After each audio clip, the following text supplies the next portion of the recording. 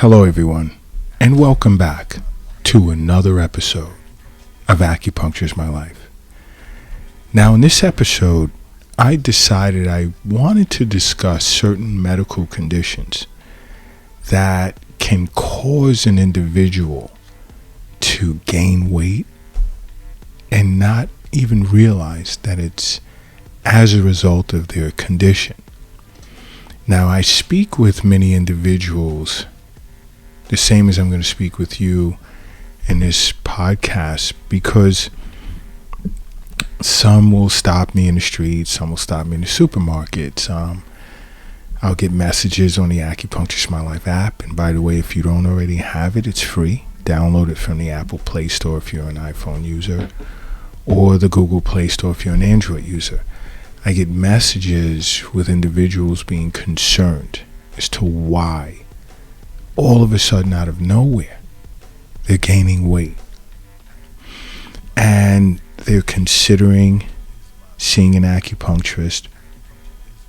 And some have even come into the Acupuncture is My Life clinic in New York City with this concern. And many individuals are unaware that it can be as a result of a newly acquired medical condition. And acupuncturists, after thorough assessment, it's not, again, about treating the symptom. It's finding out why your body is presenting with certain symptoms. Many times, we'll either contact your primary care physician or work together with her or him in dealing with whatever newly acquired disorder you may be faced with. And this again is why I say over and over, you should see your physician at least on an annual basis, along with establishing regular wellness visits with your acupuncturist. But some disorders, let's say, that can cause you to gain weight, one can be hypothyroidism, which is an underactive thyroid gland. You see, your thyroid is responsible for producing T4 and T3 cells that basically controls your metabolism, especially like how quickly you burn calories. Okay?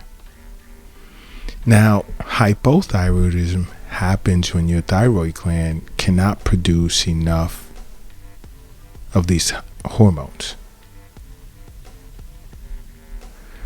which in turn reduces metabolism, which leads to weight gain. Yes, other symptoms that accompany hypothyroidism can be joint and muscle pain, dry skin, constipation, thinning of the hair, low tolerance for cold or an aversion to cold, fatigue, heavy or irregular periods, decreased sweating, depression, and even a slow heart rate. Okay, so this can be a medical disorder that's causing you or can cause you to gain weight. Now another for women can be polycystic ovarian syndrome, which is also called PCOS.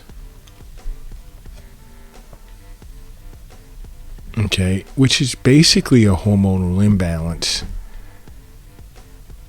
that causes a wide range of issues such as body hair, acne, or increased body hair growth, acne, weight gain, infertility, irregular periods. And this disorder is somewhat tied to insulin resistance. So in gaining, let's say, an inordinate amount of weight can predispose you to polycystic ovarian syndrome. And acupuncturists work together with OBGYNs with this disorder and dealing or treating this disorder. Another can be dysthymia. Now, dysthymia is also known as persistent depressive disorder. Now, depression, and I've spoken of this in several Acupunctures in my life podcasts, depression can lead to weight gain. And this is more or less done to allow a person to cope with feelings of sadness and emptiness. And when you're depressed, you lack energy. You lack the motivation, the desire to do anything. And in turn, what you then look to do is to eat sweets. Okay? And what do you think happens next? Weight gain. You can also feel symptoms of, when it comes to persistent depressive disorder, symptoms of feeling guilty about something or irritable. You've lost interest in hobbies or activities you're accustomed to doing. You struggle to fall asleep or even remain asleep. You have difficulty concentrating. These are accompanying symptoms to persistent depressive disorder. Another is insomnia. Now, you could find it like super difficult to fall asleep or stay asleep, or even wake up in the middle of the night and have trouble going back to sleep.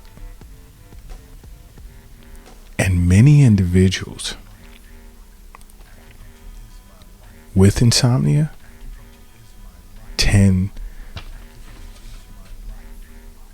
to gain weight. Okay? Because your circadian rhythm can impact your metabolism. It usually does.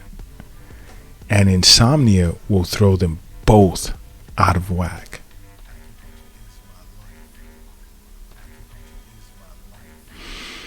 And as a result of lack of proper rest, there's fatigue, which makes it much more difficult for you to be active.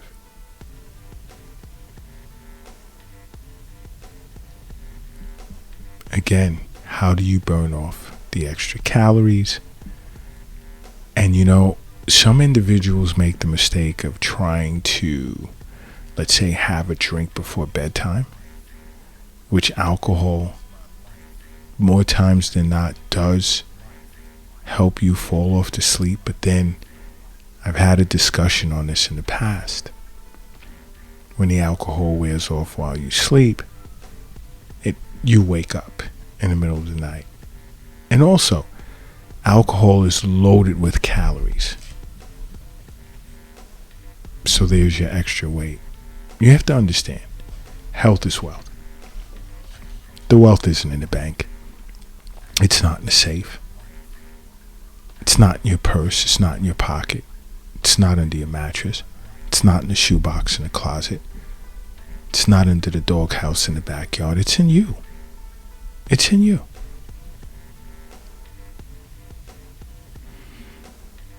Another can be peptic ulcer disease.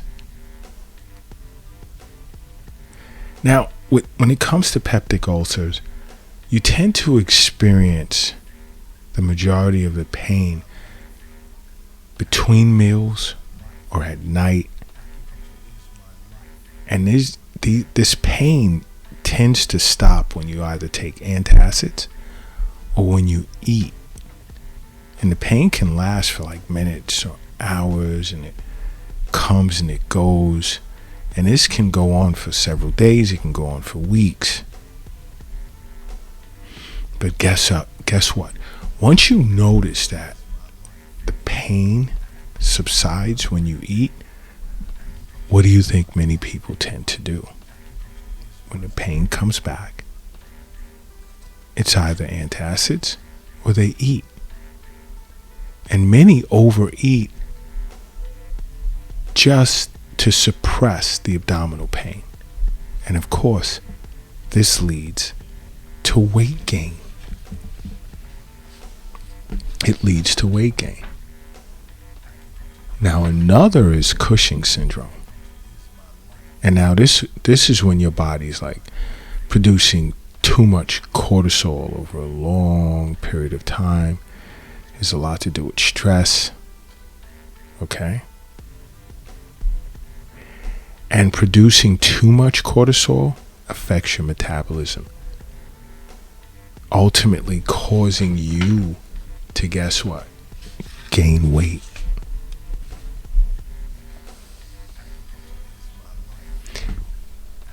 Other symptoms that can accompany weight gain